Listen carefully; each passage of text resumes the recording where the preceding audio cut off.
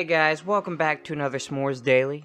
But before we get into today's video, please subscribe and hit the bell so you may always be notified of my future videos. Drop me a like and follow me on ShMoR3S Gaming and Gaming News on Facebook. Also follow my Twitch for future live streams. Alright guys, I'm back for the news. I'm sure you guys already heard, but The Witcher 4 is now in the works and won't use the Cyberpunk 2077 engine, the Red Engine, otherwise known as. It's going to use Unreal Engine 5. The Witcher is officially in development. Developer CD Projekt Red announced that the next installment in the storied RPGs franchise. In the brief blog post, the new game hasn't been officially labeled as The Witcher 4, but it's said to kick off the new saga for the franchise, The Witcher 4, or whatever its final title ends up being. We'll see CD Projekt Red jump from Red Engine, which was used for the development of the Cyberpunk 2077, to Unreal Engine 5. The studio has been using the engine since The Witcher 2, Assassins of Kings, and released in 2011. However, Red Engine will still be used for the upcoming Cyberpunk 2077 expansion. The creator of Unreal Engine, Epic Games, will also become a central partner for the CD Projekt Red. Across a multi-year strategic partnership, CD PR says it will be working to fine-tune the new gen game engine to suit the open worlds it's known for. However, while Epic Games will be a key partner for CDPR going forward, the official Witcher account confirmed that there are no plans to make The Witcher 4 exclusive to Epic Games Store or on PC or indeed any of the other storefront. The studio was quick to stress that it doesn't have a development time frame for release date or even a ballpark release window to share for The Witcher 4. At this stage, the only information we have to go on comes from the teaser image in the announcement, which seems to feature the Witcher medallion used by the Skull of the Cat, or Lynx they were talking about. This skull is notably distinct from the Skull of the Wolf, followed by Geralt, the protagonist of the Witcher series, which it's not going to have Geralt in it. It's probably going to have, like, Ciri as the main character. As the Witcher fandom wiki notes, the Skull of the Cat is one of the only Witcher schools that regularly trains women and non-pureblood humans. This could suggest that the next game in the series will feature a new playable character instead of, or perhaps in addition to Geralt, but it's also theoretically possible that Geralt will return only to get tangled up in the works of another Witcher faction. Many fans have speculated, read breathlessly wished that The Witcher 4 could feature Ciri, Geralt's adopted daughter, as its lead. However, while Ciri did not have some significant dealings with the Skull of the Cat, she was formerly trained at the Karamoran under the guidance of Geralt and other members of the Wolf, so can only assume so much based on this teaser image alone that said there is the little doubt that the big changes are coming to Witcher games as we know them. This is going to be like a new saga, I want to say saga, so that's more than 3 games, which means they plan to just keep making them after this. To some degree, I mean, probably not yearly, because everything's live service today, Lord only knows. Hopefully not. Halo Infinite could bring back shoddy snipers. Okay, I'm assuming they're talking about the shotgun. Could be wrong, though. Oh, no, they're talking about a game mode. Halo Infinite could soon see the return of shoddy snipers, according to a recent data mine.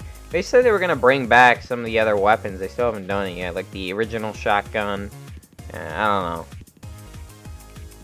I think they're taking their time, sweet time, trying to get the Forge and the other stuff out. That's probably why they haven't been updating the shop, among other things.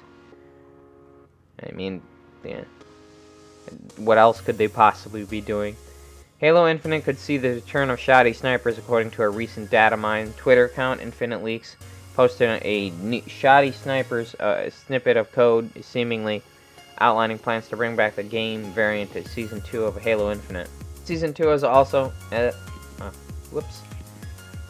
Season 2 has also known as the Lone Wolves is set to begin this May. It'll bring a variety of new maps and modes, as Halo Infinite's head creative Joseph Staten explained in the most recent update via a Halo Waypoint. However, Staten notably didn't announce shoddy snipers there.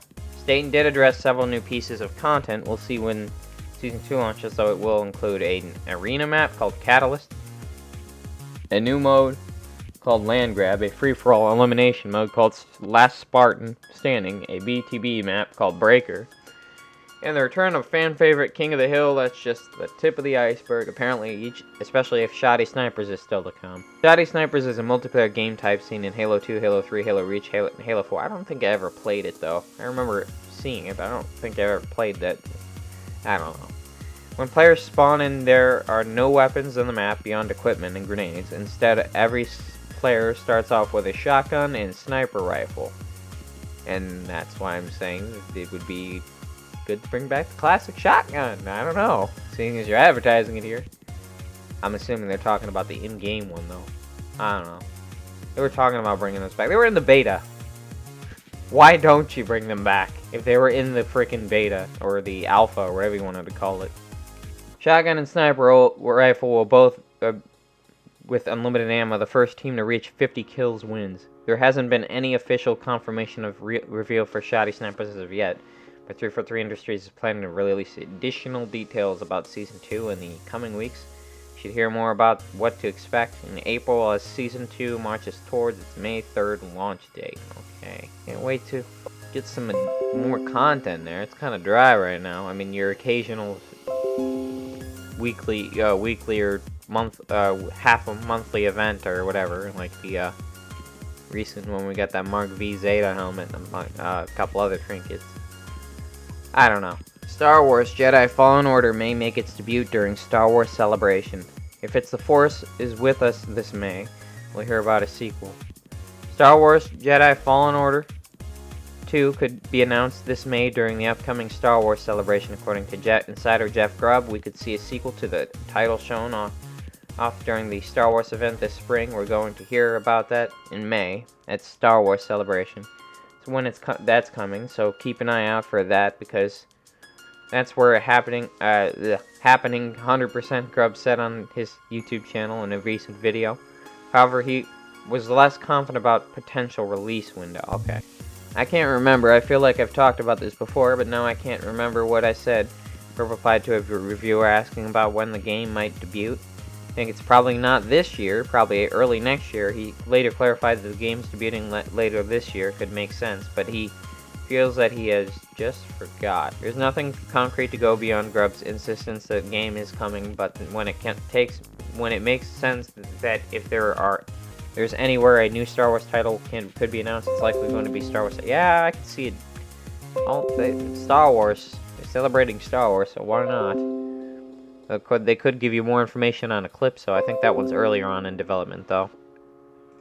They're both.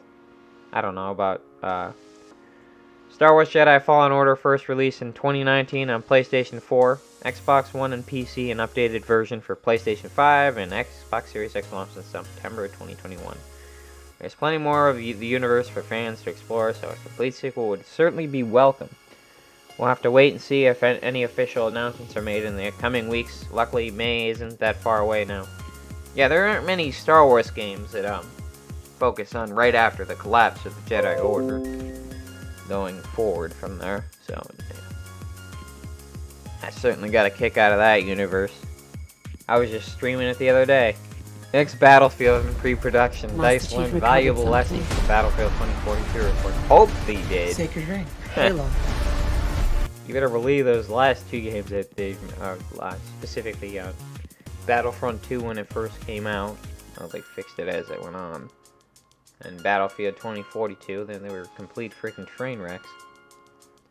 Pre-production has reportedly begun on the next Battlefield game, and we'll see that the series reverts to its familiar roots. You didn't even have a scoreboard, people. After changes introduced in Battlefield 2042 weren't well received, according to a report on Xfire, who previously suggested a free-to-play mode may be in development. Developer DICE has learned valuable lessons from Battlefield 2042.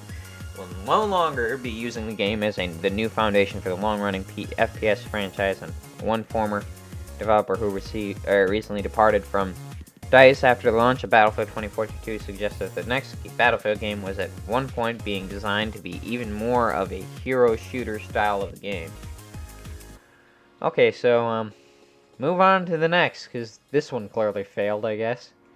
claimed that the recent playtest and feedback sessions were focused on the class system in Battlefield 2042 and then resulted in these plans being changed so that the specialized roles will be tied more closely to classes X-Fire. Also reported that the next Battlefield will be set in the modern day or near future once again as opposed to Battlefield 2042, which takes place several decades from now in a world where climate change has created a paradigm shift in society. Okay, well, we're headed to that future, I guess.